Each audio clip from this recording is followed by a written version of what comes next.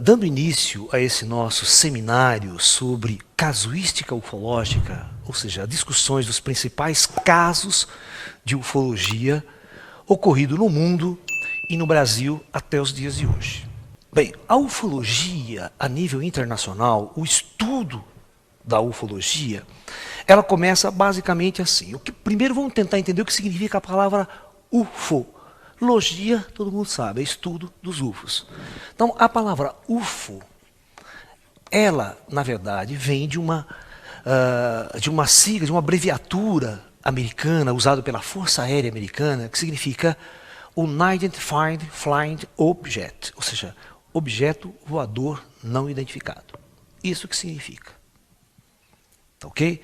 Então, todas as vezes que a Força Aérea avistava algum objeto, ou no radar aparecia pontos que não poderiam ser distinguidos como objetos, eles chamavam de UFOs, não identificados, objetos voadores não identificados.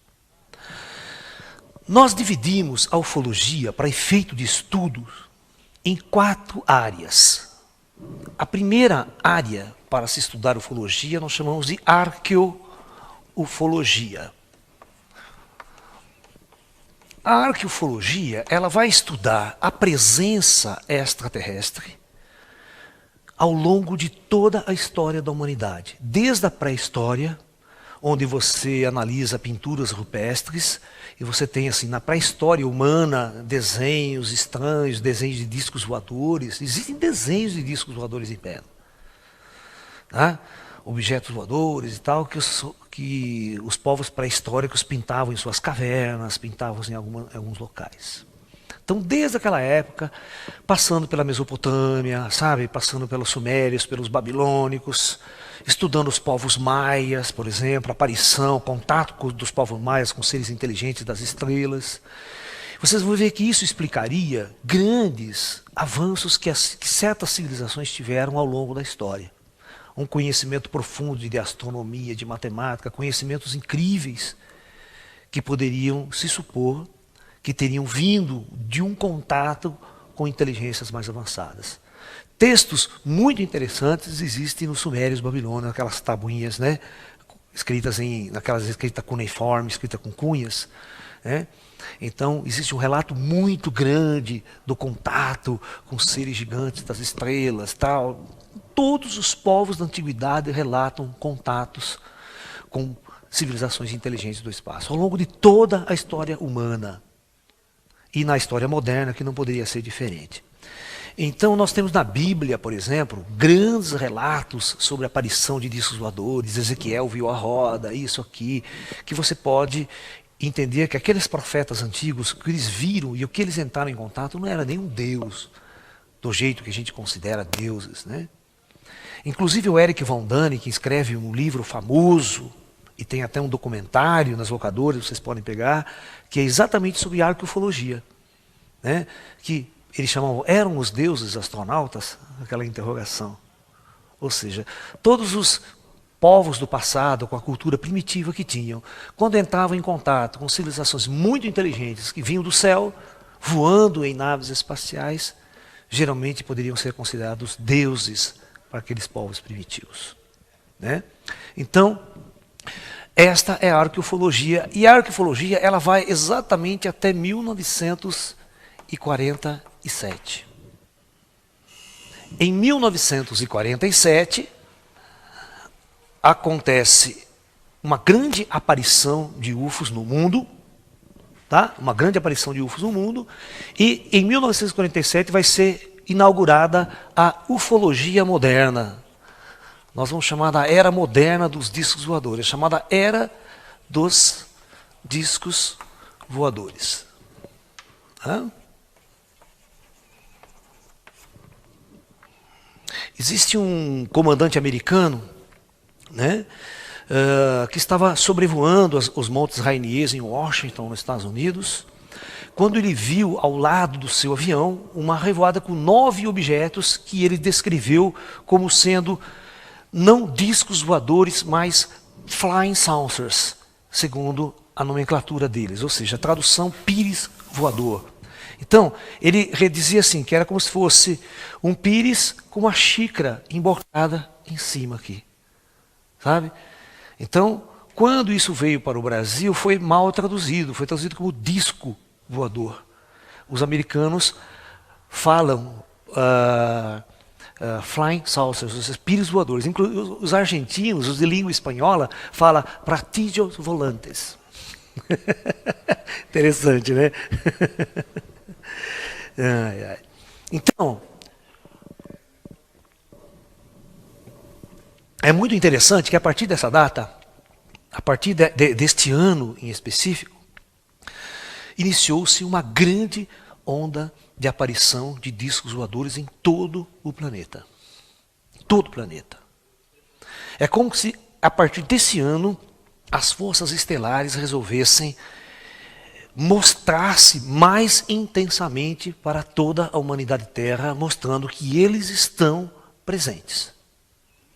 No entanto, de uma forma sutil, eles não quiseram descer em praça pública, entrar em contato com a humanidade de forma totalmente aberta e causar essa interferência profunda na nossa civilização. Ok? Então isso não aconteceu. A aparição começou a aparecer de uma forma extremamente sorrateira, com luzes nos céus, luzes estranhas, abdução de pessoas e as formas de contato que nós vamos analisar. Então, dentro da casuística ufológica, todos os casos, existe uma classificação técnica, né, para se estudar o tipo de contato que o indivíduo pode ter com essas civilizações extraterrestres. Nós chamamos de contato de primeiro grau, ou de nível 1, que em americano é Close Encounters. Por isso que tem aquele famoso filme do Spielberg, né? Close Encounters, né? Ou seja, contatos imediatos do terceiro grau, né? Então, eu vou passar para vocês nesse seminário uma série de filmes interessantes, livros interessantes para vocês que gostam de pesquisar, estar por dentro do assunto, conhecer profundamente, tá? Então, contatos imediatos do primeiro grau é apenas um avistamento de uma luz no céu. Ok? Alguém vê um objeto estranho sobrevoando, de formato diferente, sabe que não é avião, ele paira, faz movimentos verticais, horizontais, movimentos estranhos, que você tem certeza que não é nenhum objeto terrestre conhecido. Porque os nossos aviões, em primeiro lugar, fazem um barulho tremendo. Os UFOs não fazem ruído algum. Tá? Você está entendendo? E a movimentação, um avião, você sabe que para ele mudar de direção demora, ele é lento, os nossos aviões. Esses UFOs não, ele vai, faz movimento de zigue-zague, sabe, sobe, faz movimentos estranhos, vai e volta. Você fica olhando ali, você não entende como alguém pode fazer aquela manobra tão sofisticada. Tudo bem. Então, esses avistamentos com filmes, fotografias, é tudo considerado de primeiro grau. De segundo grau, um CE2, é exatamente quando o objeto deixa marcas físicas. Por exemplo, se ele pousar no chão, fazer um pouso, deixar marcas físicas no local que você pode estudar, olha, pousou um objeto aqui estranho no local. Foi exatamente o que aconteceu na cidade de Limeira em 1994. Houve um pouso de uma nave aqui dentro da cidade, aonde? Atrás do Covabra. Em 94, ali era um terreno mais baldio, sabe? E tinha um terreno com um capim alto dessa altura. A nave pousou nesse pasto, deixou uma marca profunda de capim, todo arredondado, com as marcas da sapata, com uma precisão incrível pousada ali. Nós fizemos essa reportagem, nós fizemos esse estudo na época. Esse estudo foi publicado na revista UFO. E uma das palestras nossa desse ciclo é exatamente este caso. Vamos estudar com profundidade esse caso, que aconteceu aqui em Limeira. Okay? Então, CE2 é isso. O UFO deixa marcas físicas que você pode estudar e verificar que ali esteve algo estranho. Ok? Você testa o local, você testa o mato local, a vegetação local, você vê se ela sofreu influências de queimadura, de radiação, uma série de coisas. Tá? Então esse estudo é feito. Um contato imediato do terceiro grau, de nível 3, que a gente chama, é exatamente o seguinte: a nave pousa, vai lá uma nave ET, ela pousa, né? Tá lá, tá o tripézinho no chão, né? E aqui está o ser humano. olhando, o bicho pousou. E de repente, o ETzinho sai da nave aqui, tá lá o ETzinho, vamos botar até anteninha nele para ficar diferente. Né? É a mania que os americanos têm de pensar em ET com antena, né? Certo? E esse contato acontece entre um humano e um ser extraterrestre. Então isso é considerado um contato de terceiro grau. Foi exatamente o que aconteceu no filme do Spielberg. A nave pousou, os ETs desceram e todo o povo ficou ali olhando os ETzinhos. Tá? E um contato de quarto grau é exatamente quando este ET aqui leva este indivíduo para dentro da espaçonave. De duas maneiras. Ou fazendo um convite amigável, né? O ET chega para você assim, estás a fim de dar uma volta de disco voador? Né? Você fala assim, não vai me trazer muito tarde. Né? Minha mãe não gosta que eu chegue tarde em casa. Né? Aí o ET leva você amigavelmente, isso aqui é uma visita amigável. Tá? Isso aqui acontece em muitos casos em Limeira, eu já estudei uns 4 casos assim, de convite espontâneo, e as pessoas foram para dentro do UFO. Tá? Ou por livre e espontânea pressão. Então chama-se abdução. Esse ET pode levar essa pessoa à força para dentro da espaçonave. E houve muitos casos assim. E nós vamos estudar um caso famoso aqui no Brasil de abdução, onde um casal, presta atenção, um casal de crentes, de testemunho de Jeová, imagine, com um carro dirigindo na estrada Rio de Janeiro, Belo Horizonte, em 73, vem uma nave e leva o carro inteiro para dentro da espaçonave. A tecnologia deles é tão avançada que eles abduzem o cara com o carro e tudo para dentro da espaçonave. O UFO para uns 30 metros de altura, joga um raio de luz e puxa o carro inteiro para dentro da espaçonave. Imagina o trauma do casal crente. Esse fato foi extremamente explorado pelo programa do Flávio Cavalcante da TV Tupi na época. Eu conheço esses dois pessoalmente, esse casal. Já estive com ele em várias conferências, em vários congressos. Tá? Assisti suas palestras, são pessoas conhecidas. No meio ufológico no Brasil não tem quem eu não conheça. Tá? Eu já estive com todos os grandes ufólogos, né? Os grandes contatados. Nós já organizamos aqui em Limeira, quem conhece o meu trabalho, nós já organizamos aqui em Limeira uns 10 congressos nacionais de ufologia, trazendo gente do Brasil inteiro, grandes expoentes da ufologia brasileira. Em Campinas, quando eu morava em Campinas, eu organizei também vários congressos importantes. Né? Muito bem. Então esse é um C4. É abdução, rapto ou simplesmente um contato amigável. E aqui a coisa começa a ficar interessante, né? Porque aqui que a coisa fica interessante. Não aqui. Aqui o cara viu luz, ninguém tem mais paciência. O fórum já não liga mais negócio de luz. O negócio é entrar em contato com o ET. Né? E existe um contato na qual está sendo muito explorado agora, ultimamente, que é o contato de nível 5, que é um trabalho que eu fiz há muito tempo atrás. E eu publiquei um livro na época que se chama Ufologia Psíquica, Contatos de Quinto Grau. Ou seja, são contatos com seres extraterrestres através de sensitivos e paranormais. A casuística ufológica, ela tem mostrado o seguinte, que todos os indivíduos que sofreram uma abdução de 4º grau, quando retornam com alguma faculdade paranormal desenvolvida. Por meses e até anos após o contato, eles ainda continuam mantendo contato telepático com o suposto ET que o abduziu. Recebendo vozes, mensagens, diálogos. Isso é unânime na ufologia. Alguma faculdade paranormal se desenvolve, ele se torna vidente, alguma coisa acontece com as suas... Ele volta mudado. Tá?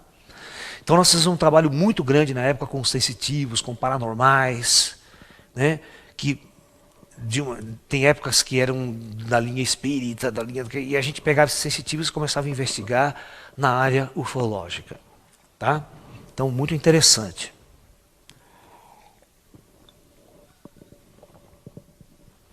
E esse meu livro aqui é prefaciado por um grande ufólogo brasileiro, um matemático falecido recentemente, chamado Ademar Eugênio de Mello. Né? Um grande cientista, um grande ufólogo que trabalhou muito pela ufologia brasileira, né? E faleceu o ano passado, né? E deixou assim uma lacuna muito grande na nossa ufologia. Né? Muito bem. Então, basicamente, é essa maneira que os cientistas estudam ufologia, dividindo as formas como os ETs entram em contato. Tá? Muito bem. O caso Roswell é um caso que nós vamos discutir hoje, começar esse ciclo de conferências, é um caso bastante inédito na ufologia mundial, porque é um negócio muito interessante. Vocês vão ver, uns acreditam, outros não, e nós vamos entender o que está por trás dessa coisa, desse fato, desse fenômeno. Ok? Muito bem. Então vamos para o caso Roswell, que é o tema de nossa palestra de hoje. Né? A cidade de Roswell se localiza-se no Novo México, nos Estados Unidos. É um estado, quem conhece o mapa dos Estados Unidos, Novo México, ele fica na fronteira Estados Unidos com o México, bem no meio mesmo ali do continente. Tá? Então, é uma região extremamente deserta. É uma região extremamente deserta, é o deserto do Novo México ali. Tá? Ok? Então, vamos ver isso aqui. O que aconteceu em Roswell nesta época? Roswell era um município assim, de muito poucos habitantes na época, não passava de 10 mil habitantes. Muito bem, eu vou fazer o relato, basicamente, do fato de como aconteceu e como esses estudos foram se desenvolvendo. Muito bem, olha. 2/7/1947, exatamente às 21h50.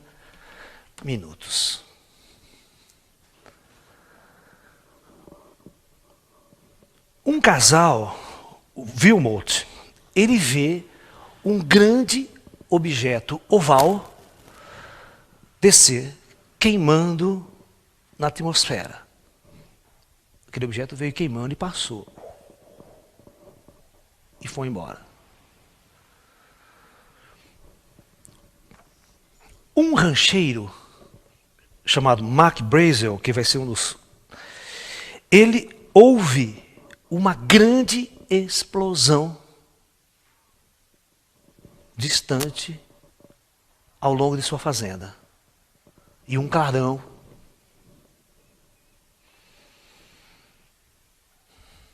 E, ao mesmo tempo, começa a vir uma tempestade. Então ocorre uma tempestade muito grande nesta noite. Até aí tudo bem. Ninguém se aventa a ir ver o que aconteceu, por causa da tempestade.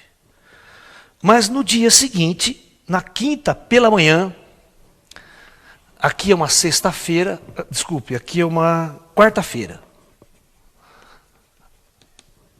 Na quinta pela manhã,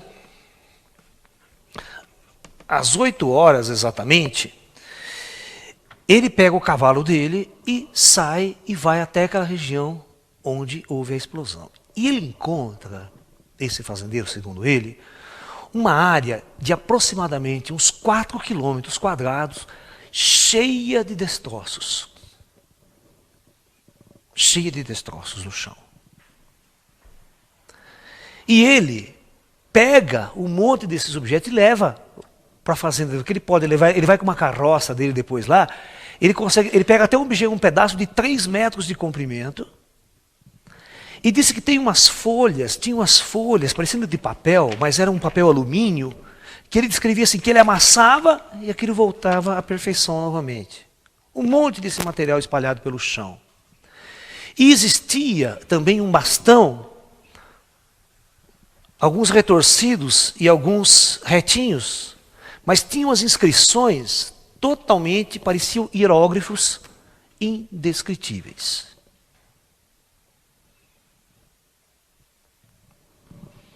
Ao voltar para a sua casa, nesse dia, né, ele procura o xerife da cidade e leva até alguns pedacinhos desse objeto para o xerife da cidade. O xerife fica interessadíssimo nisso, nesse caso. Olha que interessante. E reúne um grupo de pessoas e vai até o local da queda.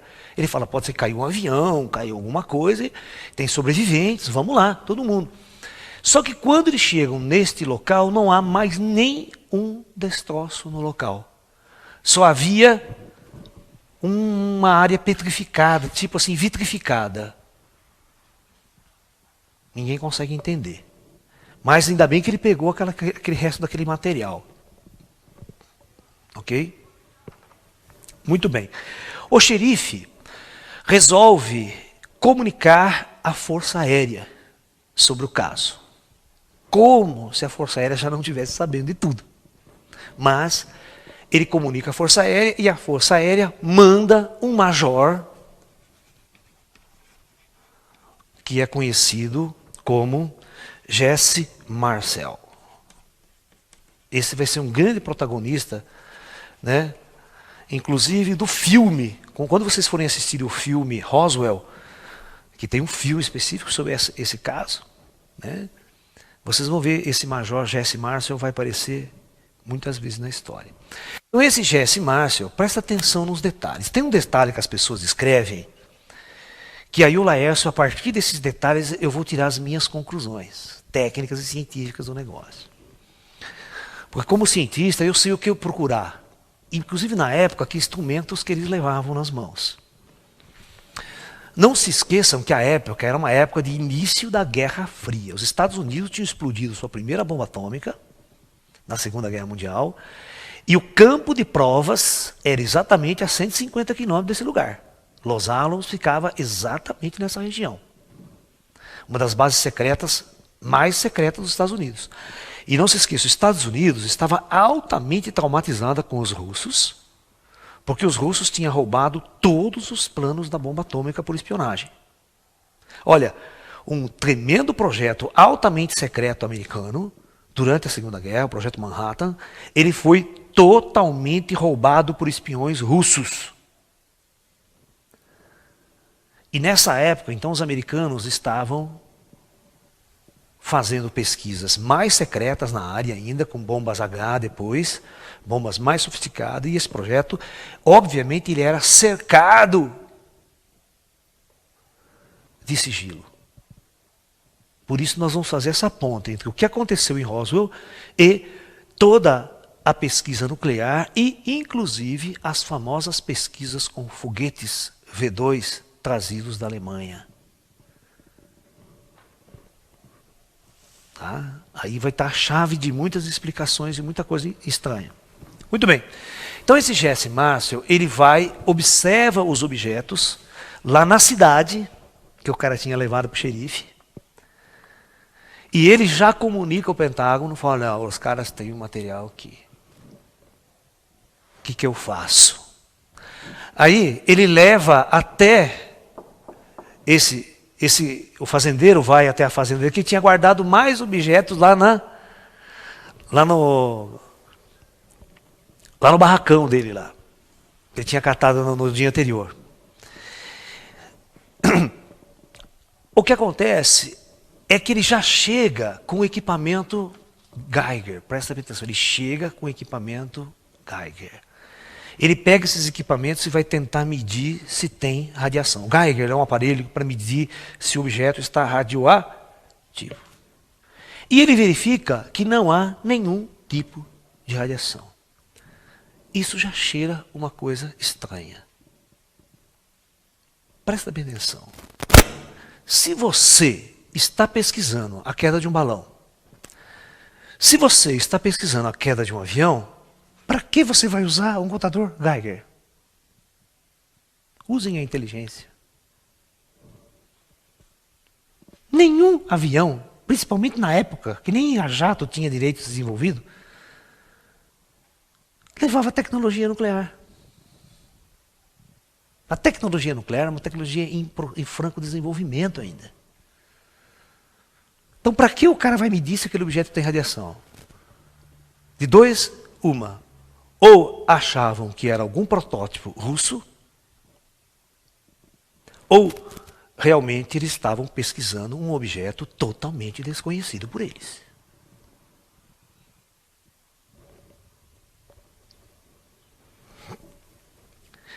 Muito bem, vamos mais longe. Começa a ver, após esse fato,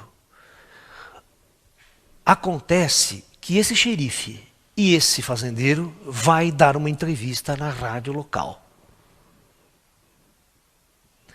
Essa entrevista acontece um boom, né? Aí todo mundo começa a ir para a região, você não tem noção, todo mundo vai naquela região para tentar achar mais coisa, ver o que tem. Começa a ver uma chuva de gente. Você chegar aqui hoje, olha, negada, ontem caiu um disco voador ali em Iracemápolis. Ah, meu filho, vai a cidade inteira, vai atrás lá para ver o que aconteceu. Né? Não dá outra. Então aconteceu algo assim. Então, muita gente foi atrás. E o que aconteceu? Eles chegaram lá, numa determinada região, o povo ainda conseguiu achar aquelas folhas de alumínio espalhadas pela região, e muitos desses bastõezinhos cilíndricos de 1 centímetro de diâmetro, com aquelas inscrições. Mas chegou a determinado ponto, a Força Aérea e o Exército americano já tinha cercado tudo. Tudo. 2 dias depois, ou no próprio dia seguinte, mesmo o Exército tinha cercado toda a área.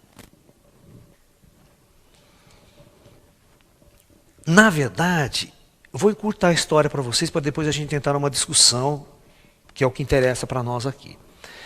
Na verdade, segundo os especialistas, aconteceu o seguinte fato. Vamos supor que aqui está a região. O UFO veio, o objeto, num ângulo inclinado, e ele explodiu no ar. Parte desse objeto explodiu e parte caiu, foi caindo num raio de 4 quilômetros. Mas a parte maior do objeto caiu mais para frente. O que o fazendeiro achou foi só isso. Mas a parte maior que estava aqui na frente foi o Exército e a Força Aérea Americana que meteu a mão. O que tinha aqui?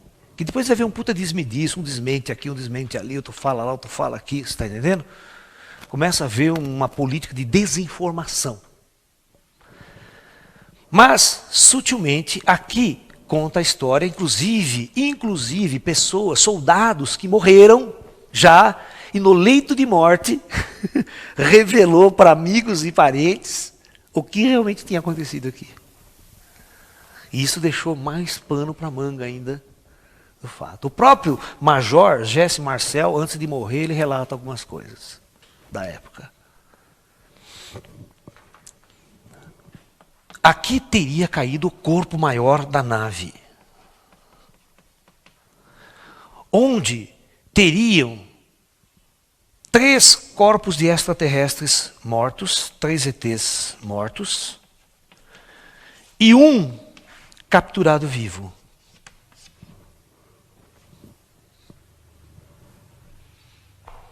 Então esse é o grande... Nós temos uma palestra nesse ciclo que vai se chamar Hangar 18. É exatamente o que aconteceu com estes objetos, com esses seres aqui, levados para um local secreto chamado Hangar 18. Onde os americanos estariam estudando, fazendo uma engenharia reversa.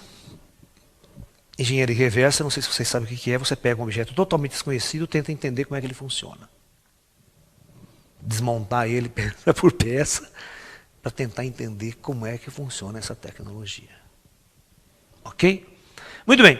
Então, em resumo, o acidente, o incidente em Roswell relata exatamente este fato da queda de um objeto voador não identificado, possuidor de uma alta tecnologia, extremamente avançada para a nossa época, vindo das estrelas, de mundos distantes, e teria sofrido um acidente, não se sabe porquê, ninguém atirou neles, e um acidente deve ter ocorrido e eles caíram nessa região, sofreram um acidente, e os americanos teriam capturado essa tecnologia e capturado este ET, esses corpos de ETs, inclusive este um que sobreviveu durante algum tempo e depois morreu.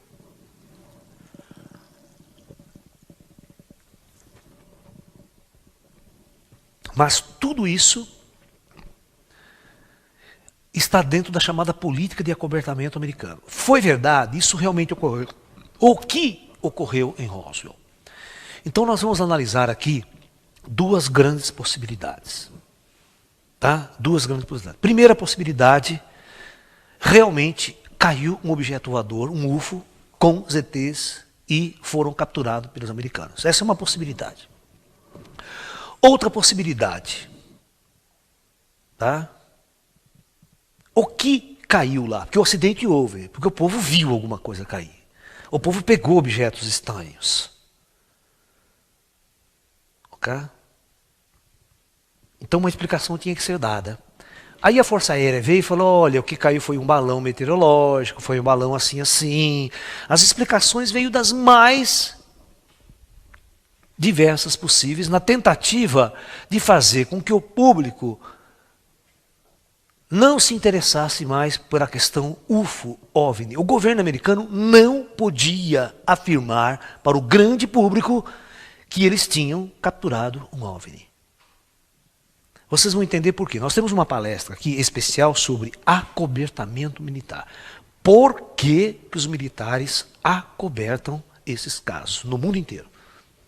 Existe uma política internacional de acobertamento. Tá ok? Muito bem. Então, vamos fazer uma análise agora do que talvez teria acontecido neste local.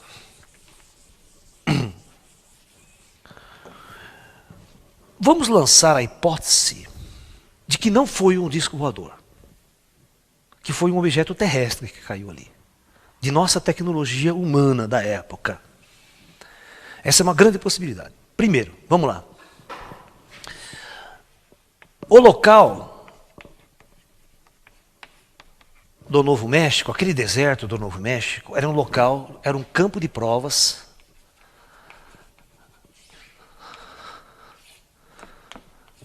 de testes nucleares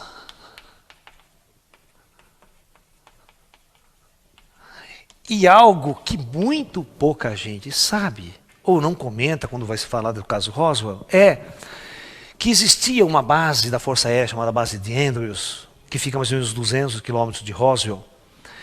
E essa base, ela tinha o seguinte: quem acompanhou durante a Segunda Guerra Mundial, uma das maiores armas alemãs no final da guerra era um foguete desenvolvido pelo cientista chamado Wernher von Braun, que o Wernher von Braun foi um cientista capturado pelos Estados Unidos e foi o pai do projeto Apollo, de botar o homem na Lua, do foguete que pôs o homem na Lua. Então von Braun estava desenvolvendo um míssil balístico, um foguete chamado V2. Os chamados foguetes V2, a famosa tecnologia alemã das bombas voadoras, que arrasou Londres durante a Segunda Guerra Mundial. Eles eram lançados de Pinimundo, numa base, né, de umas ilhas lá da Alemanha, mandado, ele cruzava, aí ele caía com uma certa precisão. E esses foguetes era para os americanos uma arma estratégica, extremamente estratégica e uma arma do futuro. E vocês sabem hoje que hoje os mísseis balísticos intercontinentais, né, os mísseis que levam ogivas nucleares, bombas atômicas, é a coqueluche do exército, né, da Força de Defesa dos Estados Unidos. Os mísseis. E toda essa tecnologia estava sendo desenvolvida na época. Os americanos levaram, olha, quando eles invadiram a Alemanha, existiam cerca de 80 bombas V2 prontas e mais umas 70 em fase de construção. Tudo isso foi roubado pelos americanos e levado para onde? Para onde todo esse material de alta tecnologia alemã foi levado? Exatamente para essa região. Deserto do Novo México, na base de Angus. Então aqui, eles testavam esses foguetes V2. Os russos, eles levaram os engenheiro-chefe do projeto das bombas V2, que era um general alemão chamado Dornberger, na época. Então tinham dois cabeças de projeto da bomba V2. Um era o Werner von Braun e o outro é esse general Dornberger. O Dornberger foi capturado pelos russos e os americanos capturaram. Então é óbvio que os americanos sabiam que os dois países estavam numa corrida para aperfeiçoamento dessas armas, porque os russos também levaram foguetes V2 para sua casa. É óbvio que eles estavam testando esses foguetes V2 nessa época. Só que essa tecnologia de foguetes era uma tecnologia totalmente nova, com materiais totalmente novos, inclusive um tipo de material que não se conhecia muito bem na época, que era o plástico. Pega um papel de plástico hoje assim e mostra para um cara de 1940. O cara olha aqui e parece um objeto do outro mundo. Mas eram materiais novos que estavam sendo produzidos pela ciência e introduzidos na tecnologia desses foguetes. Porque, veja bem, o que você precisa ter para ter um foguete eficiente? O foguete, para ser eficiente, tem que ser o mais leve possível. Então você tinha que procurar materiais novos, materiais muito leves, tipo alumínio, ligas de alumínio especial, porque o foguete, o rendimento do foguete, você sabe, quanto maior a carga que você tem que mandar para o espaço, maior a quantidade de combustível, maior tudo, né? Então, quanto mais você diminuir o peso de uma espaçonave de um foguete, a sua eficiência é muito maior na hora do lançamento. E, provavelmente, pode ter acontecido que a base americana lança um foguete, teste, e esses foguetes realmente, quantos foguetes saíam aqui e caíam aqui no mesmo lugar? Explodia inteiro. Né? Então, alguns desses foguetes, com certeza, foram lançados, perderam o seu controle e vêm para um indivíduo daquela época que nunca tinha visto um foguete, nunca tinha visto um foguete. Porque a tecnologia de foguete é uma tecnologia nova, muito grande, e ele passa a noite, numa época que estava meio com o céu tempestuoso, e ele vem e cai e vai fazer um estrago. Como a própria Força Aérea, o próprio Exército, que estava manipulando essas pesquisas, eles não podiam permitir que ninguém se aproximasse dessa pesquisa altamente secreta. Não podia. Porque medo que os russos copiassem. É uma coisa de alta tecnologia, é um sistema de defesa, você não entra na área. E certamente eles estavam procurando onde tinha caído. E por isso que o exército fechou tudo, ele seca tudo, pega todos esses materiais, cata tudo e leva embora para baixo para não deixar vestígio. Senão vem um espião russo ali, fotografa aquele material, pega o material e manda para a União Soviética e os russos já vão saber o que é que está acontecendo. Então existe uma grande possibilidade de não ter caído objeto ufológico nenhum e ser apenas um teste. Agora, quando você vai perguntar, conversar com o governo americano, por que o governo americano, ora, é interessante que ora, ele coloca até um soldado, como esse Jesse Marcel, que foi implantado lá pelo próprio exército americano, para dizer o seguinte, não, é um objeto estranho mesmo. A população, para o governo americano, é ótimo que a população ache que foi um disco voador. E ao mesmo tempo ela vai desmentir. Porque o que ela quer? Qual o maior interesse dela? Acobertar a sua pesquisa de alta tecnologia. E não permitir que o povo daquela cidade da região saiba que ali está sendo feita uma pesquisa de alta tecnologia para não haver infiltramento de espiões russos. Tá? Inclusive, nós teríamos então uma afirmação. Ora, o governo afirma que pode ser um UFO. Ora, ele vem a público e fala, não, foi um balão meteorológico.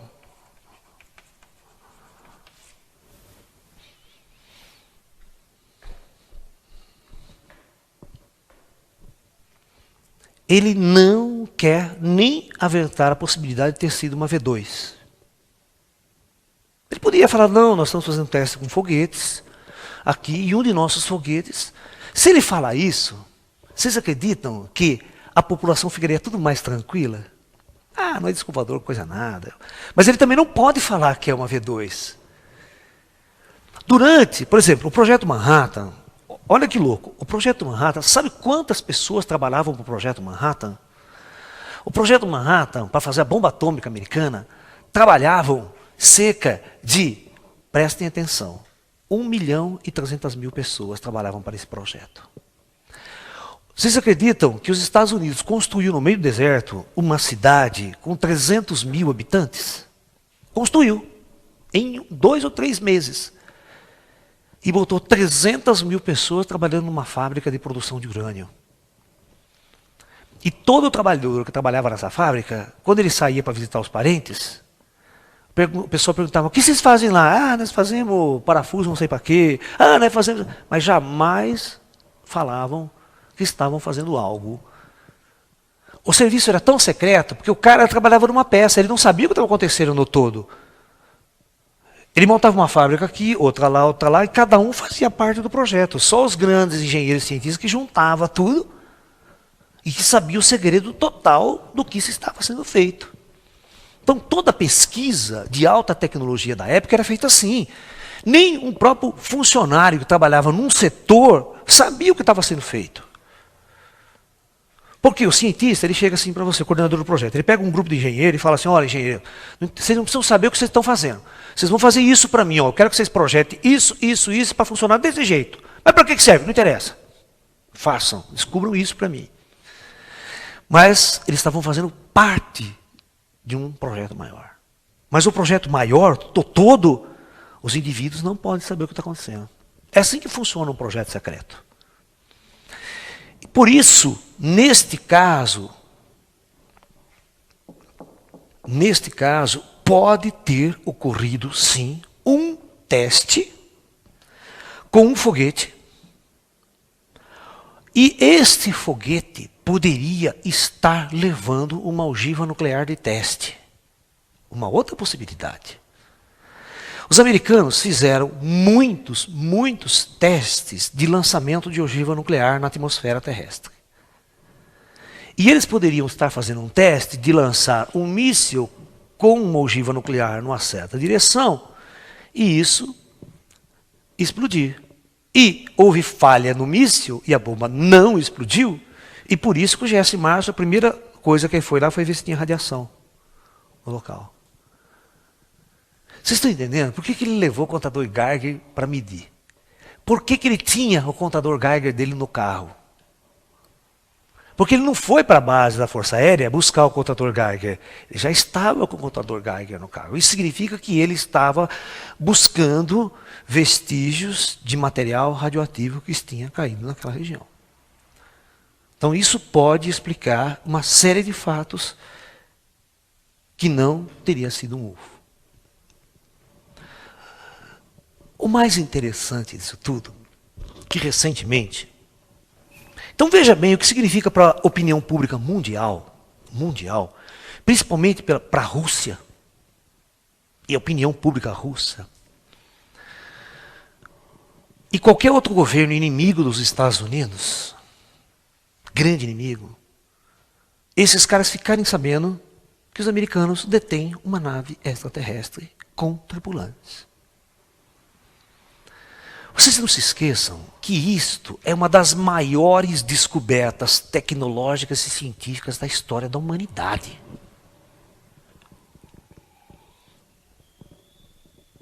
Vocês têm que entender que hoje nós estamos no ano de 2008, nós malemar vamos para a Lua e vamos para a Lua com uma dificuldade. A nossa tecnologia do espaço é uma tecnologia de carroça espacial, nós vamos em carroça para o espaço. E de repente, naquela época que nem se pensava em fazer viagens espaciais, vem uma tecnologia interestelar, uma raça que atravessou as estrelas.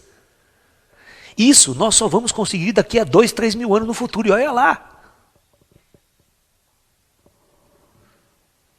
Imagine você botar a mão agora numa tecnologia avançada dessa, o que não poderia nos trazer de avanço tecnológico e científico? Agora, o que pensaria o seu inimigo? Que era uma corrida, a Guerra Fria era uma corrida de equalização. Ou seja, a Terceira Guerra Mundial só não aconteceu porque havia um equilíbrio de forças. Ou seja, se o russo fazia uma bomba atômica, os americanos faziam 2. Quando esse aqui fazia 2, ele fazia 4. E ficava assim. Entendeu? O chamado equilíbrio de forças, para que não houvesse um ataque surpresa e houvesse um vencedor nessa guerra. Agora imagine os americanos tendo uma tecnologia avançada extraterrestre de 1.000, 2.000 anos no futuro. Os russos ficariam malucos com isso e lançariam um ataque surpresa amanhã nos Estados Unidos. Mas sabe o que é interessante? Quando nós fomos abrir os arquivos secretos soviéticos, agora, recentemente, existe até um documentário que passou na televisão que chama assim Arquivos Extraterrestres Russos da KGB. E qual não é a nossa surpresa que nós vamos encontrar o Roswell soviético, o Roswell russo. Os russos fazendo um relato idêntico ao americano, 1950 e pouco, uma base militar soviética e um UFO passando por lá. Cai. E passou um documentário na TV, eles filmaram, todos os russos, e mostra até o disco voador. Não, esse filme daquele mostra o disco voador lá, todos os caras russos lá do disco voador e tal. Eu olhei bem para aquilo, eu falei, esses caras estão pensando que eu sou besta. Esses russos estão pensando que eu sou idiota. Da mesma forma que os americanos estão pensando que a gente é idiota, mas a gente não é. Eu pergunto, por que os russos fizeram isso? Porque o serviço secreto soviético sabe que os americanos não têm coisa nenhuma. 2. Se tivesse, já tinha investido milhões aí atrás dessa corrida. 2. Para a opinião pública mundial, eles tiveram que fazer a mesma coisa. Nós também temos um disco voador e nós também temos a tecnologia dos ETs. Vocês estão percebendo como que é a política para enganar a trouxa? Porque o povo é povo, você sabe que o povo é povo. O povo não vai lá discutir, ele ouve o jornal, amanhã já esqueceu tudo, não está nem aí com a história. Nós, uma classe de ufólogos, mas nós achamos o seguinte: nenhuma autoridade neste planeta sabe absolutamente nada sobre ET. Sabe exatamente o que você sabe, nada. A única coisa que eles sabem é, existem os seres, as naves voam, as naves passam, abduzem as pessoas, raptam as pessoas, e são de uma tecnologia tão avançada, mas tão avançada, mas tão avançada, que nós não temos a mínima condição de entendê-los, de interpelá-los ou de capturá-los.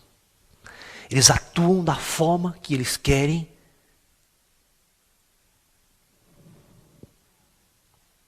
A única coisa que a Força Aérea faz é observar também. Só que eles têm muito mais condições de detectar, porque eles estão com alta tecnologia. Tem os radares em posições estratégicas, tem os aviões, tem os avistamentos, né? E o público não, o público não está preparado para isso. O público vê de vez em quando que vai para o mato, fica lá olhando, quando não encher muito a cara, né, tal, para ver coisa que não deve, né? Que tem direito que veio descovador, que, né, depois da 10ª cerveja, né? Que é aquilo, né? Eu tinha um monte de colega meu que ia fazer vigília ufológica. Vamos ver disco voador no mato, uma caixa de cerveja, uísque, ficava churrasco, ficava lá esperando o ET. Vai vir ET quando, né? Né? Então, esse caso é um caso envolto completamente nesta dualidade. Recentemente, tá, um candidato a presidente dos Estados Unidos, agora, atual, chegou a público e disse, se eu for eleito, nós vamos abrir os arquivos extraterrestres e vamos abrir o arquivo de Roswell. A público. Prometo. Bom, outros presidentes já prometeram também, só que chega lá no poder não abre. A Força Aérea Brasileira foi forçada pelos ufólogos brasileiros a abrir seus arquivos. E recentemente, o ano passado, ela convidou um grupo de ufólogos, editores da revista UFO, mais um pessoal, e eles mostrou os arquivos que eles tinham, tal. Só que os ufólogos brasileiros falaram, não quero esse, eu quero aquele caso. Eles não deram. Eles botaram na mesa só aqueles casos vagabundos que a gente estava cansado de saber. Porque não precisava ser a Força Aérea para nos falar aquilo, né? Porque a mesma capacidade investigativa que a Força Aérea tem, nós também temos. Nós temos bons cientistas do lado de cá, eles têm os deles lá. A única coisa é que eles têm uma capacidade operacional maior, tem helicópteros, tem aviões, vão em determinado lugar onde a gente não pode ir. Mas o que eles apresentaram, os relatórios que eles apresentaram, aquilo ali já estava cansado de saber. Nada de novo. E as pessoas continuam pressionando. O governo francês é um dos únicos governos no mundo até hoje que veio a público e admitiu ter registros oficiais sobre UFOs. Olha, então este era o começo da era disco voador. O começo da era disco voador. Vocês vão ver que nesse ano de 1947 vão acontecer tantas outras coisas no mundo. E daí para frente, o mundo vai viver um boom dos discos voadores. Só que a grande polêmica vai estar lançada no ar, nesse início da ufologia mundial. Qual era as grandes perguntas? Primeira pergunta, quem são eles? Quem são os ETs? 2, de onde eles vêm? Tem acento? Tem, né? 3, o que eles querem de nós. 4, por que, a grande pergunta, separado aqui, tá? Eles não entram em contato.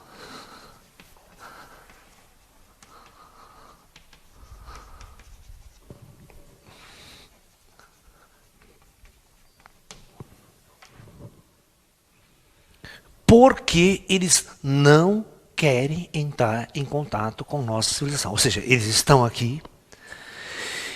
O que aconteceu? Quando, em 1947, começou toda esta grande onda mundial,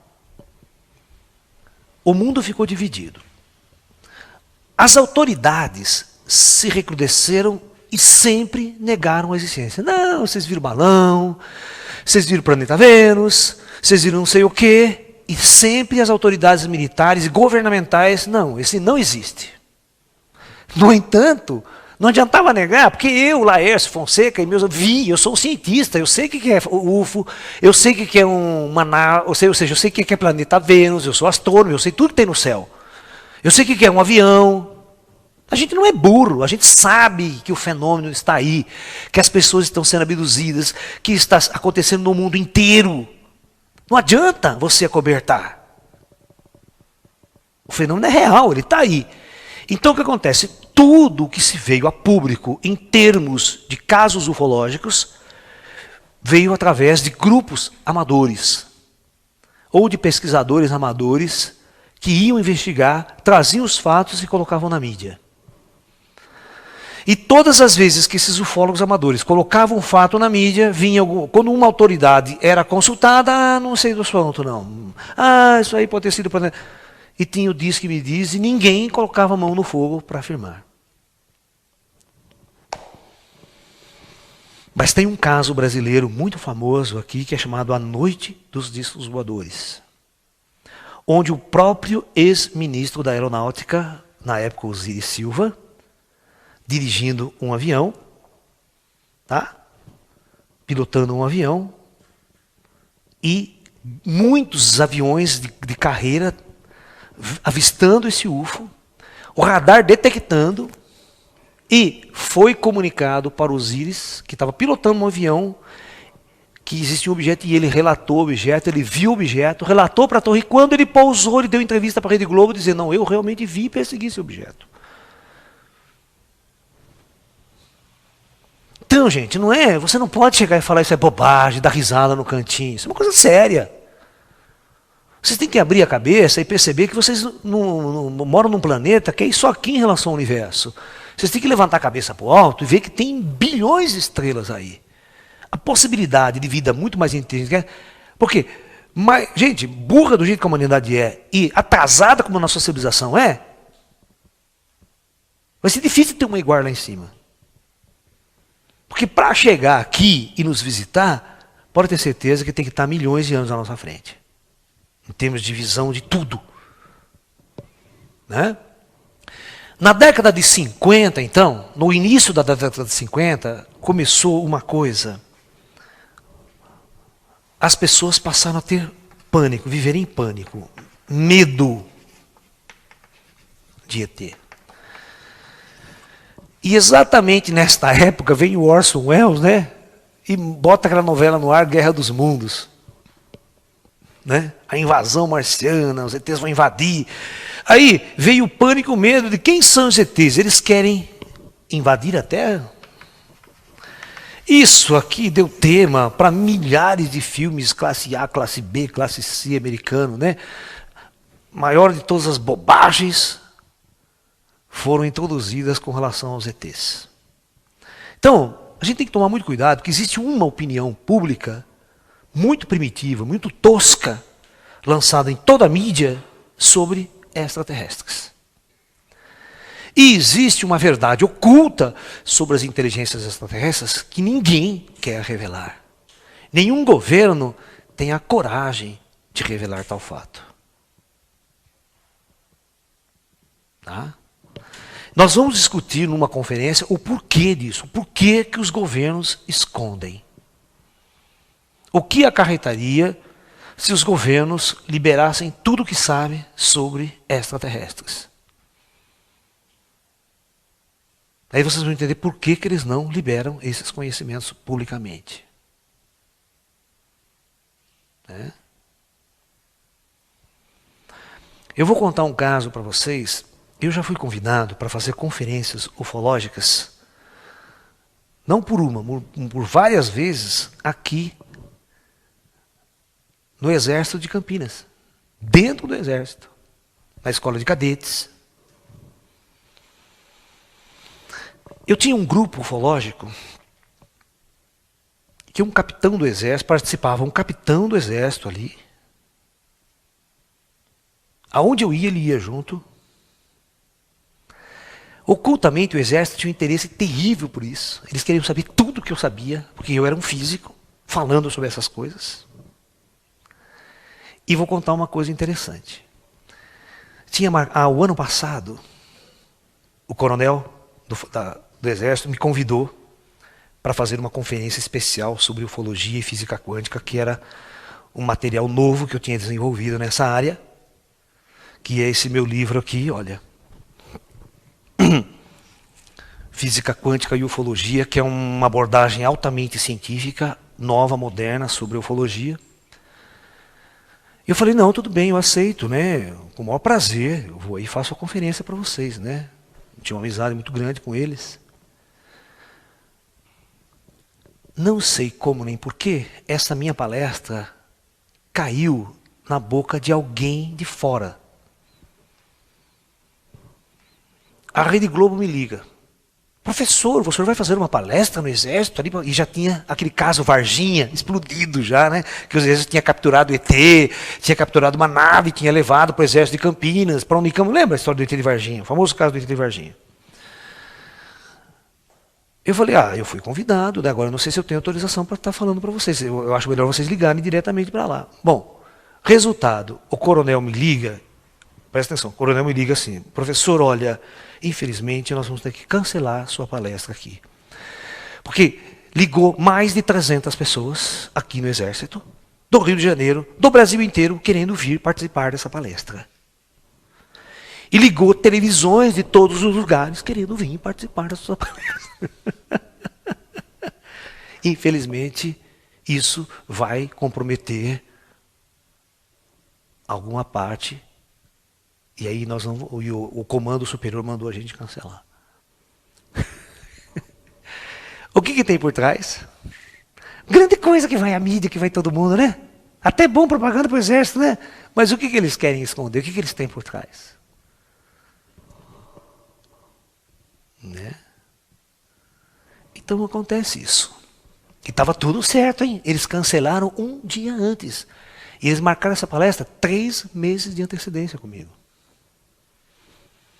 Né? Então, no fundo, as autoridades têm uma pesquisa secreta sobre o assunto. Existe uma área dentro do Exército, dentro da Força Aérea Brasileira, responsável por esse setor. Tudo que é relacionado a OVNI cai com eles. E existe um caso que eu vou relatar aqui, nós vamos discutir, que está lá na programação nossa, que é o caso Chupa-Chupa. Pelo nome vocês vão achar super engraçado. Certo? Mas, na verdade, isso aconteceu no Belém do Pará, numa cidadezinha, tá? Desculpe, não é em Belém do Pará, é no Pará, numa cidade ribeirinha, distante, uma certa, né? Onde apareciam luzes estranhas no céu à noite, e essas luzes lançavam um raio de luz nas pessoas, muito fino, atingia braço, atingia a perna das pessoas, e as pessoas dormindo, ficavam meio zonza, e este raio de luz inexplicavelmente tirava o sangue das pessoas, chupava o sangue. Certo? Você viu, os ETs nem abduziam. De longe, ele só queria o sangue. O cara mandava um raio fino de luz, puxava, traía o sangue e tal, pagava e ia embora. Então, isso aconteceu muito. Era todos os dias acontecia esse fato na região. Então ficou conhecido como fenômeno chupa-chupa. Pelo povo, popularmente conhecido. Mas a Força Aérea Brasileira foi de pau em cima nisso daí. E ela ficou vários meses pesquisando na floresta, com contingente especial, com tecnologia especial, com câmeras especiais. E o comandante dessa operação, chamada Operação Prato, tá?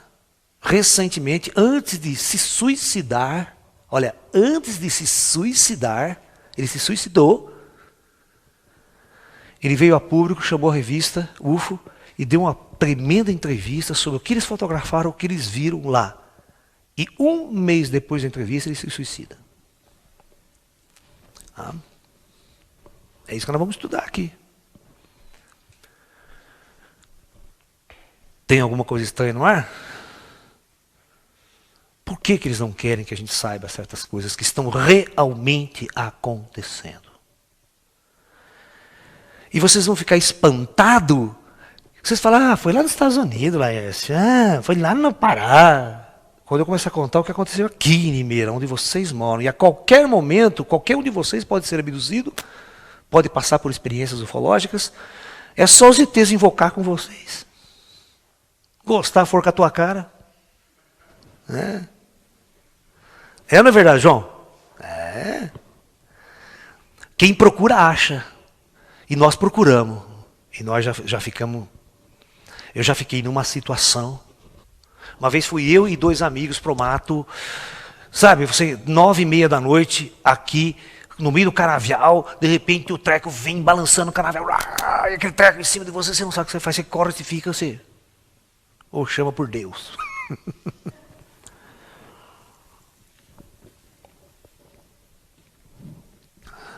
Então nós vamos conversar. Quando eu for falar sobre o caso Limeira, eu vou falar um pouco com o seu João vai dar a sua opinião também. Vou ver se eu consigo trazer outras pessoas que estavam com a gente. A mulher dele estava junto, a filha dele estava junto, um dia que nós fomos. Então, o objeto apareceu em cima de nós e ficou mais de 1 hora com a gente. Não ficou 10 minutos, passou e foi embora. E a famosa aparição de Corpus Christi, aqui em Limeira, no dia de Corpus Christi, 5 horas da tarde, um objeto enorme, mas enorme, andando assim, câmera lenta, demorou mais de 1 hora para passar no céu. Indo para Piracicaba, aqui, ó. Tudo nós olhando aquele objeto. Beleza.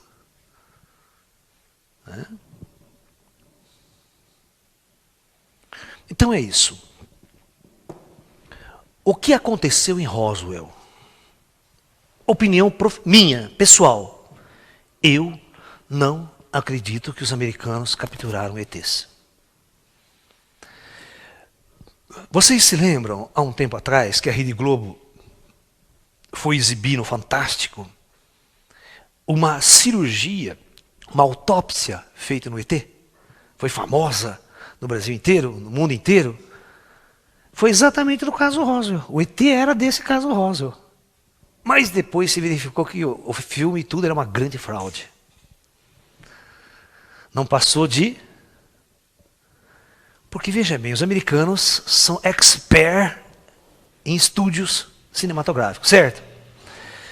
Você sabe por quanto... Vou fazer uma pergunta para você. Você sabe por quanto a Rede Globo comprou aquele filme de 30 minutos? Quanto ela pagou para exibir no Fantástico? Ela pagou simplesmente $250 mil. Só a Rede Globo. E direitos autorais. Você não podia exibir no SBT, na Bandeira. Ninguém exibiu. Só a Globo. Agora imagine esse cara vendendo para o mundo inteiro esse filme por esse preço. Para a NBC inglesa, para a japonesa, para a russa. Todo mundo querendo comprar. Para exibir, porque dava uma puta audiência, né? Esse cara fez esse filme e ficou simplesmente milionário. Milionário. Então, basicamente, existe um monte de coisa por trás. Existe hoje um interesse. Se você for em Roswell hoje, todo ano em Roswell tem um congresso internacional de ufologia. Roswell virou Aparecida do Norte. Sabe, quem já foi para Aparecida do Norte aqui? Chega lá, tem santinho, tem camelô para tudo quanto é lado, vendendo, não tem? Tem ou não tem? Roswell virou a mesma coisa. Roswell virou a cidade dos ETs.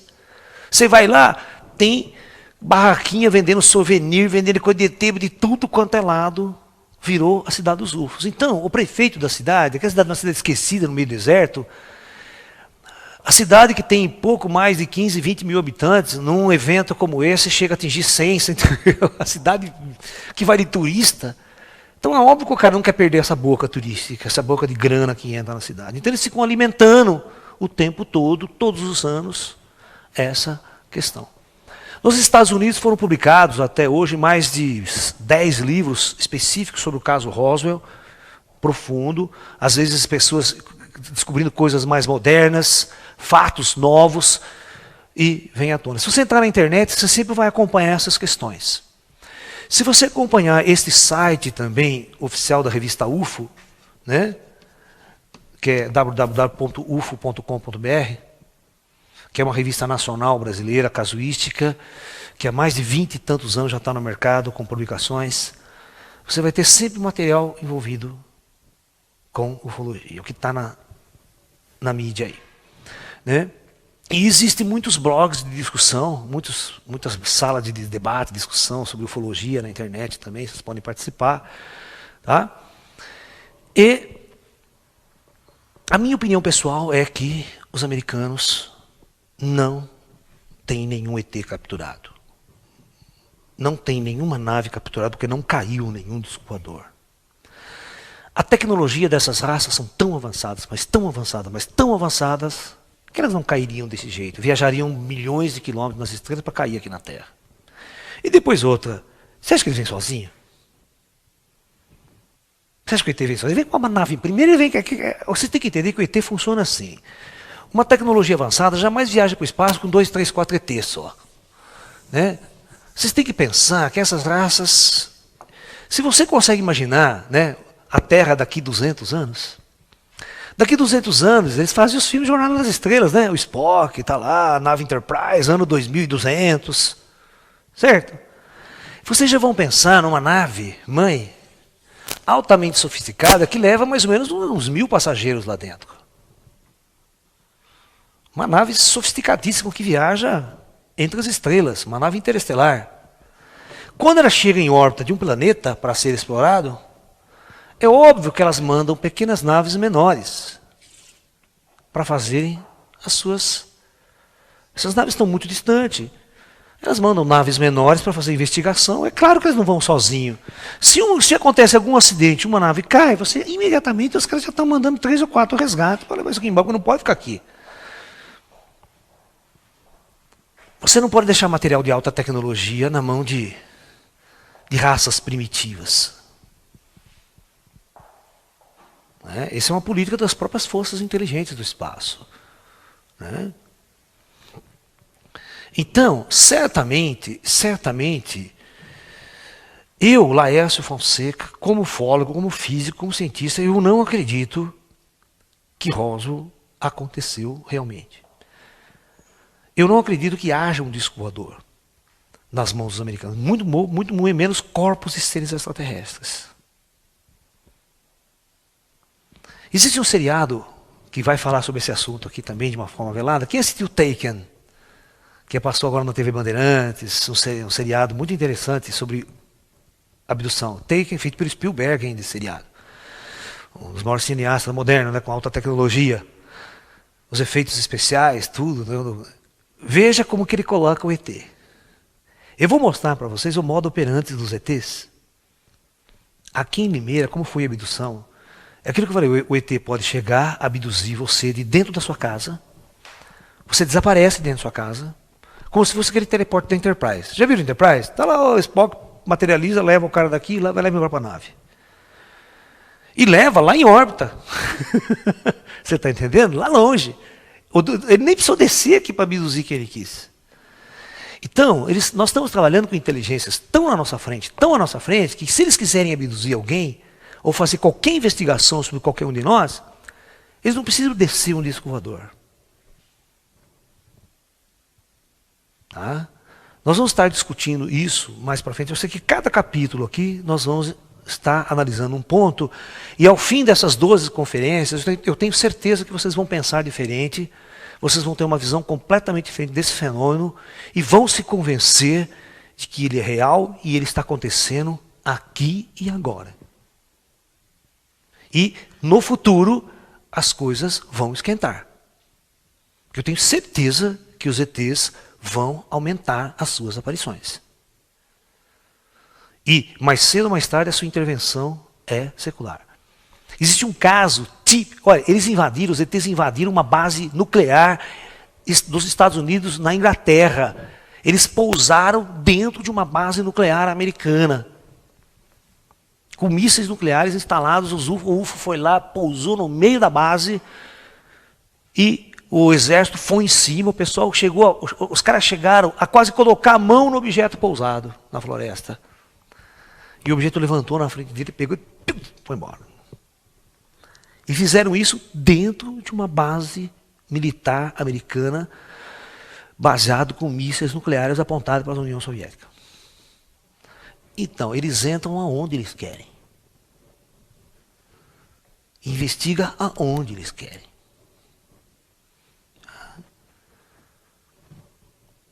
E vocês falam, mas isso é bobagem. Olha, em 1950 e pouco, nos Estados Unidos, a cidade inteira de Washington, viu esquadrilhas de UFOs ficarem por horas rodando o espaço e os aviões americanos a jato perseguindo. E os aviões, os UFOs vinha, dava breakout na cidade, parava toda a força, e os UFOs ficavam dançando no céu, os aviões caça atrás, e parava. Uma hora depois voltava tudo de novo, até tocava sirene de ataque aéreo. Vocês acreditam que os americanos achavam que estavam sob ataque aéreo de alguma força estranha? Isso é retratado em todos os jornais, rádio da época, porque na época a televisão não estava sendo ainda. Mas os jornais publicaram no dia seguinte e tudo foi filmado.